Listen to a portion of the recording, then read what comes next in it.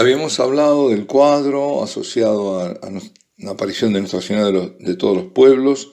También se la llama, también la Virgen dijo o Nuestra Señora o la Madre de todos los pueblos. Hablamos de la oración asociada también a ella y ahora vamos a ver el tema de la Eucaristía, porque como todos estos audios, que es además motivo de un libro que estoy escribiendo, es la asociación de las apariciones de la Virgen con la Eucaristía y con el final de los tiempos. Entonces vamos a ver aquí cómo se presenta esta asociación. Las manifestaciones de Ámsterdam están justamente vinculadas primero al pedido de la Virgen que se proclame el dogma, esto es fundamental en esta aparición, el dogma mariano de corredentora, medianera y abogada.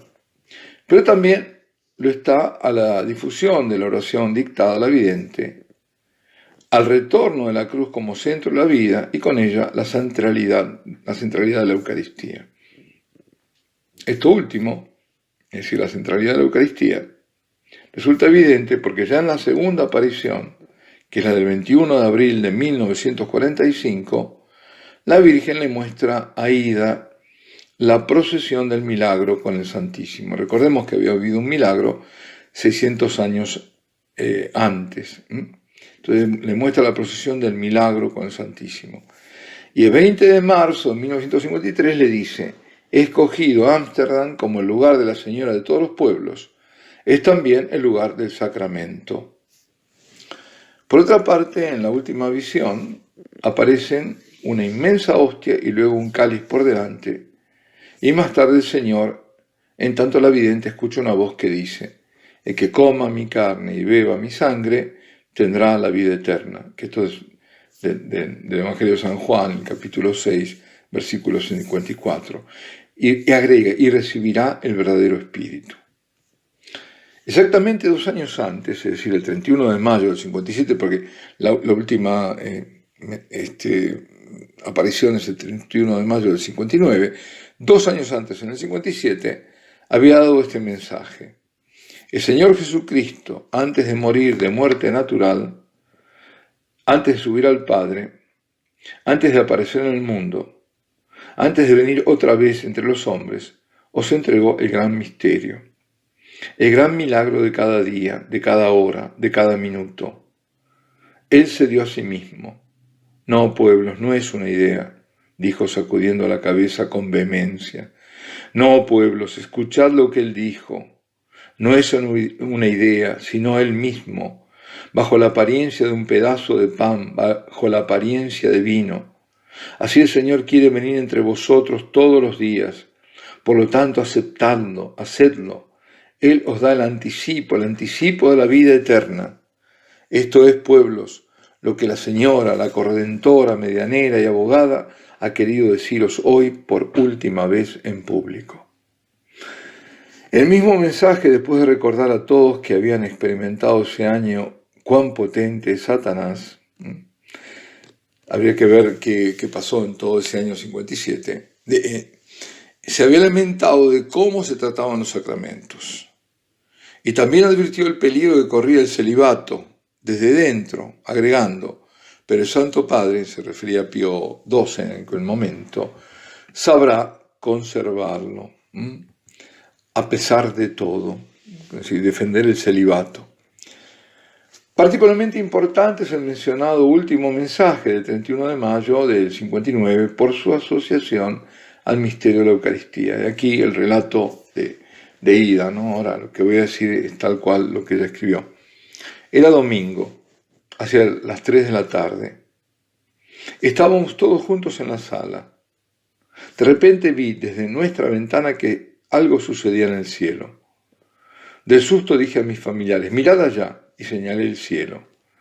Fuimos todos a la ventana. Entonces vi de repente la luz, una enorme luz sobre la calle Vandenberg.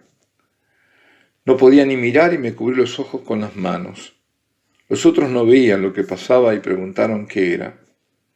Yo me arrodillé y crucé las manos, pero me sentí obligada a mirar.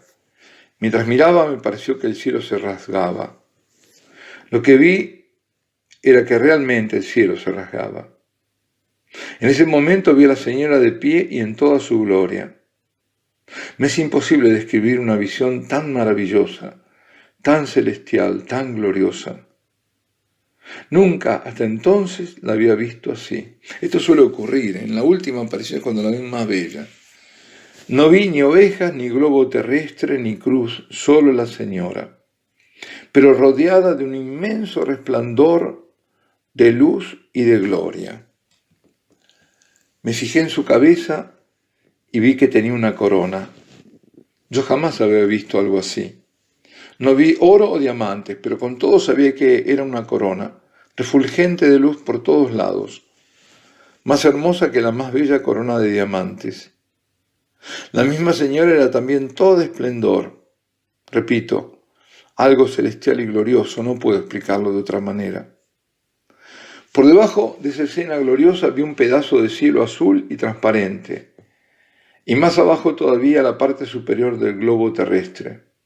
Era completamente negro. Me dio una sensación muy triste y desagradable. Entonces vi que la señora amonestaba con el dedo y sacudía la cabeza como un gesto de desaprobación y de advertencia, dirigiéndose al mundo. Le oí decir, haced penitencia. Qué recurrente es este llamado a la penitencia. Recordemos Fátima. Luego vi algo muy extraño. Vi que de ese mundo oscuro y negro emergían cabezas de seres humanos. Vi que salían poco a poco de la tierra esas cabezas, luego sus cuerpos, y finalmente los vi de cuerpo entero de pie sobre ese hemisferio. Mientras miraba pensé, ¿cómo es posible que existan tantas razas y gentes diferentes? Mientras contemplaba asombrada a todas esas personas, vi que la señora extendía las manos y las bendecía a todas, y ya no se veía tan triste. Le oí decir, ofrecedme actos de reparación. De nuevo, la penitencia y la reparación, cómo nos tendría que quedar esto bien clavado. De repente la señora desapareció y en su lugar vi una hostia. Era una hostia inmensa. Por eso vi que era una hostia común, como las que vemos en la iglesia, de oblea o pan. Luego apareció un gran cáliz delante de la hostia, y vi que el cáliz era de oro puro. El cáliz se inclinó hacia mí y vi que de él salían raudales de sangre. La sangre se derramó cayendo sobre la superficie del globo terrestre. Era una escena muy trágica, yo me sentía muy mal, la sangre caía y caía. Esto duró largo rato, pero en un instante todo eso cambió y se convirtió en una sagrada hostia, radiante y resplandeciente. Tanta era la luz que emanaba que tuve que taparme los ojos con las manos. No podía mirarla. Creí que me iba a quedar ciega, pero me sentía forzada a mirarla de nuevo. La sagrada hostia pareció ser un fuego blanco, con una pequeña abertura o profundidad en el centro. No puedo explicarlo de otra forma.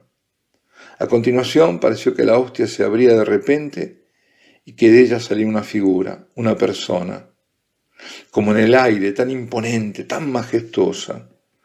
Perdónenme, yo no puedo describir la grandeza y la potencia que esa figura irradiaba. Era demasiado majestuosa, yo no me atrevía a mirar. Al mirar esa figura tan impresionante e imponente, de pronto percibí muy fuertemente en mi interior, es el Señor. Me sentí terriblemente insignificante ante su indescriptible majestad. Una especie de paño envolvía su cuerpo, descendiendo transversalmente desde un hombro al resto del cuerpo. Su rostro resplandecía enormemente. Sus pies estaban puestos uno sobre el otro, como en los crucifijos. Sobre sus pies vi las llagas, de las que brotaban haces de luz. Tenía las manos un poco levantadas, una más que otra. En las manos vi también una especie de llagas, de las que también brotaban raudales de luz maravillosos. Yo veía una persona, pero en el pensamiento me decía, y sin embargo son dos. Yo pienso que es lo que dice el Señor, el Padre y yo somos uno, ¿no? Pero al mirar veía solamente una.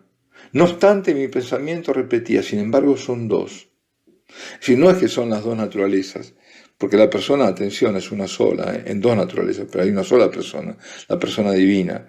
Lo que pasa es que ella ve la persona, pero pensando que ahí también está el Padre. Un instante después, en medio de ambas, salió una luz inefable, de medio de ambas, y dentro de ella, en medio de ambos, No puedo describirlo de otra forma, vi aparecer una paloma, que rápidamente como un rayo se precipitó sobre el globo terrestre. Una luz indescriptible la precedía y un haz de luz la seguía. Aquella luz era tan resplandeciente que tuve que taparme otra vez los ojos, pues no podía mirarla. Me dolían los ojos, pero una vez más me vi obligada a mirar. ¡Qué gloria y qué potencia salía de todo eso! De esa figura suspendida en los aires, majestuosa, poderosa y sublime, y de aquella luz que ahora iluminaba completamente el mundo. Entonces oí decir: el que me coma y me beba tendrá la vida eterna y recibirá el verdadero espíritu. Qué importante, fijémonos, ¿no? ¿Dónde está? En la Eucaristía, ahí se recibe. Después de haber y esto es una verdad de fe, además, que recibimos el Espíritu en cada comunión. Después de haber contemplado esto durante un buen rato, la señora volvió con toda su gloria, como al principio. Pero ahora pude ver claramente la diferencia de su gloria, si se me permite decirlo así, y la gran potencia y majestad de la figura fluctuante en el aire. Era como si la señora se encontrara a la sombra del Señor. Fue la sensación que me dio. La señora se veía contenta, me miró con dulzura desde lejos y oí que me decía adiós. Y muy despacio añadió: hasta que nos veamos en el cielo. Esto me puso tan triste que no pude repetir las últimas palabras. Empecé a llorar porque sentí que esa fue su despedida para siempre. Muy lentamente vi desaparecer a la señora y después la luz. El tema recurrente, y en esto hay cierta similitud con Fátima, es la cruz como sacrificio de Cristo y como aceptación y ofrecimiento del propio sacrificio. La Virgen constantemente se lamenta que la humanidad rechaza la cruz, permaneciendo nuestro Señor fuera de la vida de los hombres, afirmando que hasta que no sea puesta en el centro no habrá paz en el mundo. En uno de los primeros mensajes alude al sacrificio eucarístico, así lo refiere Ida Pederman. La señora planta ahora una cruz sobre el altar de los sacrificios y entonces veo como si el mundo entero estuviera allí alrededor. Sin embargo, todos están cabizbajos y apartados de la cruz. Entonces oigo: venid fieles, y veo que se pasa un cáliz entre la multitud, pero para una parte es inútil, oigo decir. La alusión al sacrificio de la misa es inmediata. La Virgen ya en aquella época denuncia el desaprovechamiento de la obra redentora del Señor que se hace presente en la Eucaristía, por la no participación al sacrificio, que lo hace infecundo debido a la indiferencia y al rechazo de la propia cruz, que debería unirse a la cruz de Cristo. Y ahora, para finalizar, sobre el final de los tiempos, la parte escatológica, a través de los últimos 2 siglos, la Santísima Virgen ha tejido un entramado en lo que es posible no solo seguir los hilos, sino ya empezar a ver la obra realizada. Es así que antes de la promulgación del dogma de la Inmaculada Concepción, aparece en la Orgueil du Bac y hace acuñar una medalla en que ya lo contiene, la frase del anverso: María sin pecado concebida. Posteriormente, apenas 4 años de la promulgación del dogma, y como para refrendarlo, se da a conocer en Lourdes como la Inmaculada Concepción. De la medalla milagrosa se extiende la urdimbre a Ámsterdam, que la anticipa. En efecto, en la medalla es posible ver cómo está pronunciado el futuro dogma de corredentora, medianera de todas las gracias y abogada. En el anverso, a la Inmaculada se la ve como la mujer que aplasta la cabeza a la serpiente, es decir, la mujer del Apocalipsis, ¿no? Y también del Génesis, y que está distribuyendo las gracias que ha obtenido de Dios, claro, que son los rayos que salen de sus manos, que habíamos comentado antes también, ¿no? Bueno, esa imagen representa a la medianera de gracias. En tanto, las palabras: oh María, sin pecado concebida, rogad por nosotros que recurrimos a vos, la reconocen como intercesora nuestra. En cambio, en el reverso, los 4 símbolos la muestran como corredentora, porque nos reconducen a la pasión. Son la cruz, la M de María, al pie de la cruz, el corazón de Jesús, coronado de espinas, junto al de María, traspasado por una espada.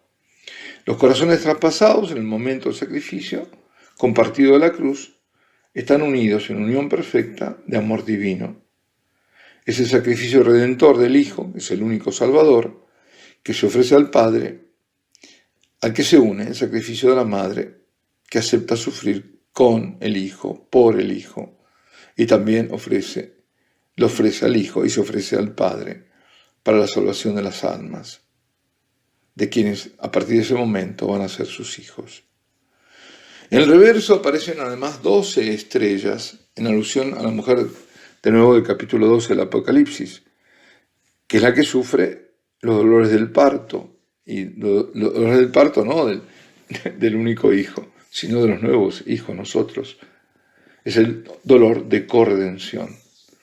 Por otra parte, Ámsterdam, en razón de la imagen venerada por las siervas de la Eucaristía en Japón, se vincula a Akita. Vemos como todo está vinculado, como para no dudar. Se vincula a Akita, y Akita, por sus mensajes, por una parte, se une estrechamente a Fátima y por la otra a las apariciones de Garabandal. Y ello en virtud sobre todo del mensaje del 13 de octubre de 1973, que también lo veremos, en debido momento lo escucharemos, dado a la hermana Inés Sasagawa, que resulta notablemente parecido al segundo mensaje de Garabandal. En este orden de cosas, importante es la difusión de la oración, porque aquellas calamidades, corrupciones y guerras anunciadas ya están aquí. Todos estos son evidentes signos escatológicos del final de los tiempos. La aparición fue aprobada, primero el culto público en el 96 y en el 2002 fueron reconocidas las apariciones como de orden sobrenatural por el obispo y fue dado a conocer en Roma. Más allá de todas las profecías, esto lo digo para terminar, de todas las profecías sobre el futuro que se fueron verificando, hubo una muy importante que influyó, yo creo, en la aprobación, que fue la revelación de la fecha de la muerte del Papa Pío XII en octubre del 58. Se lo había anticipado la Virgen, y ella, cuando se lo comenta al padre Frege, que era el director espiritual, le dice que lo ponga por escrito y sellaron el sobre. Entonces en el momento después fue abierto y se vio que coincidía. Bueno, alabado sea Jesucristo y Ave María. Bueno, con respecto a Nuestra Señora de todos los pueblos que dimos por terminada esta aparición, quiero hacer una acotación. Una acotación a la mención de la muerte del Señor como muerte natural. Estamos en ese mensaje del 57, creo que era el 31 de mayo del 57, donde dice: el Señor Jesucristo, antes de morir, de muerte natural. Yo en el escrito puse sic, ¿no? Así está. Entonces, es importante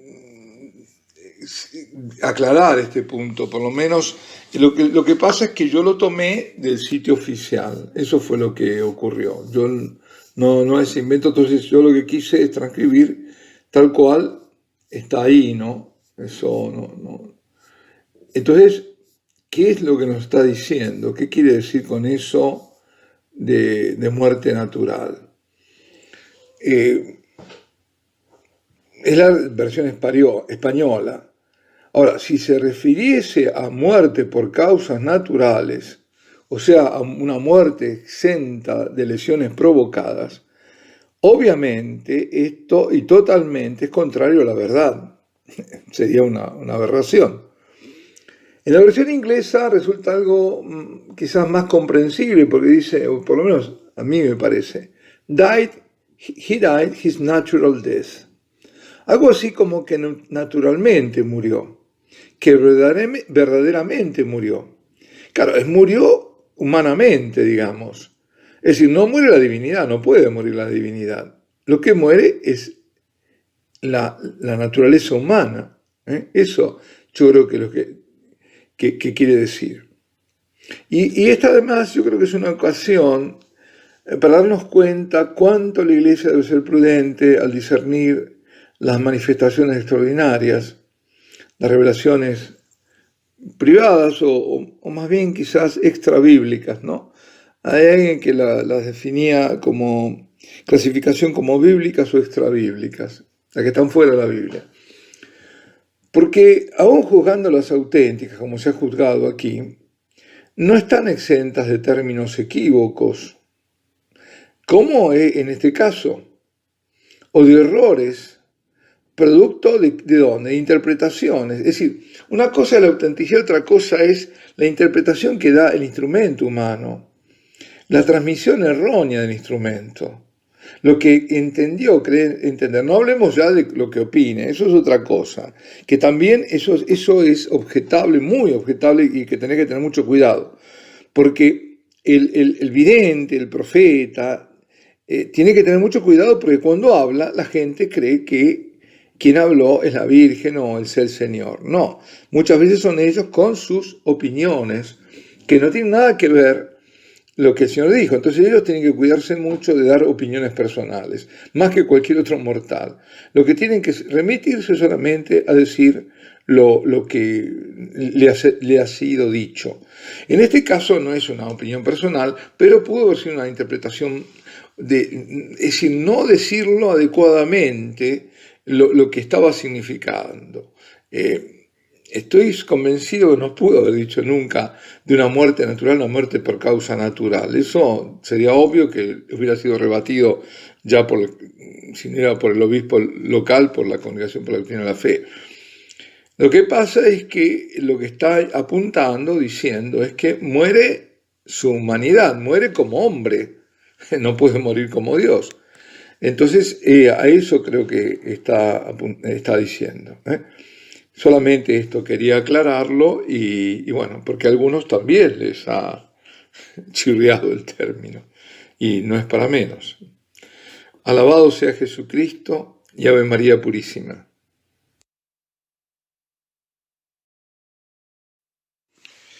Comenzamos ahora con una nueva